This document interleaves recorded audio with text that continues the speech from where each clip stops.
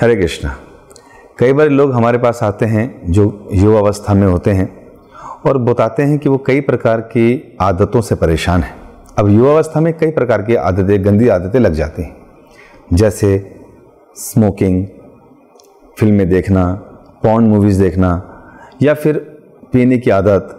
इस तरह की कुछ गंदी आदतें लग जाती हैं और इसका दुष्प्रभाव ये पड़ता है कि ना तो वो अपनी पढ़ाई पे कंसंट्रेट कर पाते हैं, ना वो अपने खेल में जो उसका लक्ष्य है उस पर कंसंट्रेट कर पाते हैं, और ना ही अपने जीवन के लक्ष्य जो उन्होंने बना रखा है उसको प्राप्त कर पाते हैं। मन हमेशा विचलित रहता है उसी आदत के बारे में और उसी को बार बार करने का मन करता है।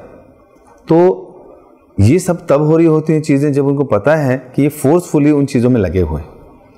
वो जानते हैं कि ये उनका नुकसान कर रही है, वो जानते हैं कि सिगरेट के डिब्बे पे लिखा है कि ये आपके लिए हानिकारक है, बट फिर भी पी जा रही है। तो ऐसी चीज़ें जो हमारे को इतना एडिक्टेड बना देती हैं और हमारा जो अपने जीवन का लक्ष्य उसको प्राप्त नहीं करने देती, उन आदतों की वजह से कई लोग डिप्रेशन में भी चले जाते हैं, हॉस्पिटलाइज भी हो जाते हैं, और यहाँ तक कि साइकेट्रिस्ट के पास भी जाना पड़ता है, और कुछ लोग तो आत्महत्या भी कर लेते हैं। तो इसका सोल्यूशन क्या है? इन आदतों का, चाहे वो स्मोकिंग हो, पॉर्न मूवीज़ हो, चाहे ड्रिंक हो, इन सब चीज़ों से कैसे निजात पाएँ? तो हमें देखना चाहिए कि जो लोग भी इन आदतों में हैं उनको कई लोगों ने सोल्यूशन बताए होंगे कि अपने को एंगेज रखो, अपना दिमाग उधर मत लगाओ, जब कोई ऐसा विचार हो तो ताली बजाओ, ठंडा पानी मुंह में डालो। कई तरह के विचार लोग देते रहते हैं, लेकिन हम लोगों को समझना पड़ेगा कि इसका और क्या तरीका हो सकता है। सबसे पहले तो आपको अपना लक्ष्य क्लियर होना चाहिए। जनरली लोग इस संसार से संबंधित सारे लक्ष्य बनाते हैं, लेकिन इसमें आध्यात्मिकता भी डालनी पड़ेगी, क्योंकि जीवन जीना और जीवन अच्छे रूप से जीना और लक्ष्य के साथ जीना ये ज़्यादा महत्वपूर्ण है। तो हमें क्या करना चाहिए? अपने जीवन को, अपने समय को इस प्रकार शेड्यूल करना चाहिए कि हम लोग अगर इतनी खतरनाक आदतों से जूझ रहे हैं तो हमें अपने आप को ओवरली एंगेज रखना चाहिए। हमारे पास हर समय कुछ ना कुछ काम होना चाहिए। ऐसे व्यक्ति को जिनको इस तरह के एडिक्शंस हैं उन्हें अकेला नहीं बैठना चाहिए। कोई ना कोई मित्र जो उनकी कमजोरी जानता है वो हमेशा उनके साथ रहे, उनको बोलें कि मेरी ये कमजोरी है, आप मेरे साथ रहें। पब्लिकली लोगों के बीच में रहें, एकांत में ज़्यादा ना बैठें। अपने आप को मन से, अपनी वाणी से, अपने कर्मों से अपने को हर समय एंगेज रखें। एक काम के बाद दूसरा क्या काम कर रहे हैं, तीसरा क्या करना है, चौथा क्या करना है, वो सब सोचें। कुछ काम ना हो तो भी कुछ ना कुछ सफाई करना या और तरह के एंगेजमेंट्स लेनी चाहिए। दूसरा, प्रार्थना करनी चाहिए भगवान से, क्योंकि ऋषिकेन ऋषिकेश सेवनम भक्ति उत्तमा, अर्थात भगवान सभी इंद्रियों के स्वामी हैं। तो हमें भगवान से प्रार्थना करनी चाहिए कि भगवान मैं हेल्पलेस हूँ, मुझे कुछ गंदी आदतों ने जकड़ लिया है और मैं सिंसियरली प्रेयर कर रहा हूँ आपसे कि आप मेरी मदद करें। मैं चाहता हूँ कि मेरी इंद्रियाँ उन भोगों की तरफ ना जाएं, मेरी आँख, मेरे कान, मेरे मुंह उस तरफ ना जाएं, मेरा मन मुझे बार बार परेशान ना करे। तो इसलिए मैं चाहता हूँ कि मेरी आप मदद करें। और फिर प्रार्थनाओं के अलावा और चीज़ जो मन को स्थिर करता है, मन को हर तरह की समस्याओं से दूर करता है, उनके विचारों, गंदे विचारों से हमको दूर लाता है, उसके लिए क्या करना होगा? मंत्र, अर्थात मन को जो तार दे, मंत्र का जप करना होगा। हरे कृष्ण कृष्ण कृष्ण हरे हरे, हरे राम राम राम हरे हरे। निरंतर जप करना पड़ेगा, 4 माला 16 माला, इस तरह से नियम बांधना पड़ेगा। आप अगर थक जाते हैं बहुत ज़्यादा तो बहुत अच्छी बात है, थकने पे तुरंत नींद आएगी और फिर जल्द उठें। अपने जीवन को नियमित करना पड़ेगा, शास्त्र पढ़ने पड़ेंगे, वो हमें हमारे जीवन का लक्ष्य बताएंगे। ज्ञान के द्वारा हमें पता चलेगा सही क्या है, गलत क्या है।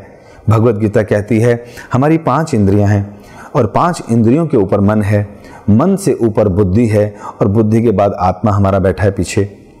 तो इसका मतलब क्या हुआ?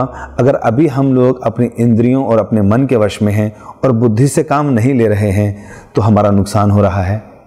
इसलिए क्या करना चाहिए कि हम लोगों को अपनी बुद्धि को सही क्या है, गलत क्या है, उसकी पहचान कराने के लिए भगवत गीता, श्रीमद् भागवतम, रामायण जैसे ग्रंथों को पढ़ना चाहिए। तब हमें पता चलेगा हमारा भला किस में है और किस में नहीं। और अपने को एंगेज रखना चाहिए भगवान के नामों में, ग्रंथों को पढ़ने में, भक्तों की सेवा में, पुस्तक वितरण में और अपने रोज़मर्रा के कामों में। टीवी, कंप्यूटर, इंटरनेट इस्तेमाल करते समय ध्यान रखें कि आपको इसकी कितनी ज़रूरत है। अगर आप फ़ोन इस्तेमाल करते हैं, सोशल मीडिया इस्तेमाल करते हैं, तो कहीं ना कहीं हो सकता है आपका दिमाग फिर से घूमे और फिर आप कुछ ना कुछ गड़बड़ कर बैठें, क्योंकि एक क्लिक पे यार सारी चीज़ अवेलेबल हैं। तो आप ऐसा फ़ोन ही इस्तेमाल ना करें। आप बेसिक फ़ोन ले लें अगर आपको लगता है आपकी कमज़ोरी है, और इंटरनेट के इस्तेमाल के लिए आप लैपटॉप या पीसी इस्तेमाल करें जहाँ पर जो पब्लिकली पेज पर पड़ा हो, जहाँ पर और लोग भी उपस्थित हों, और उसके सेटिंग्स ऐसी चेंज करें कि जिससे कि वो सब चीज़ें ना तंग करें आपको।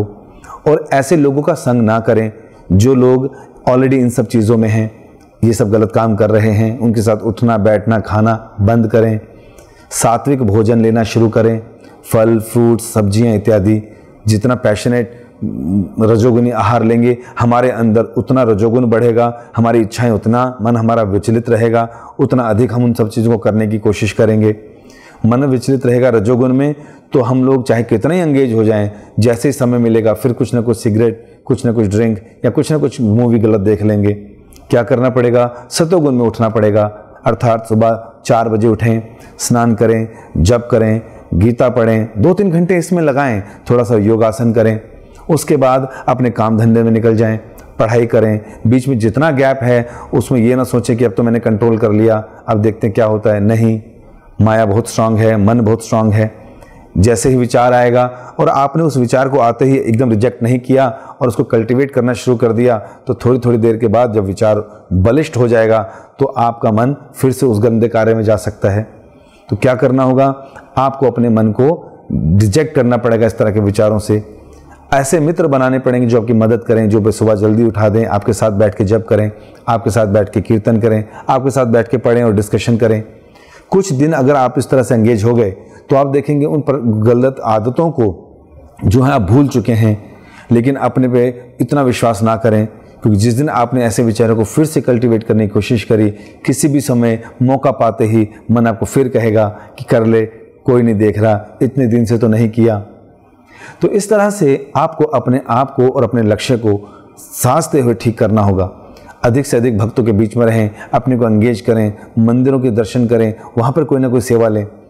तो कुछ दिनों के बाद जब आप देखेंगे कि आपने कंट्रोल कर लिया या ज़्यादा एंगेज होने की वजह से आप उन सब चीज़ों पर ध्यान नहीं दे पाए, तो वो जो पीरियड था आप एक अनुभूति करेंगे कि हाँ, इस तरह से मैं अपने जीवन को जी सकता हूँ, ये मुश्किल नहीं है।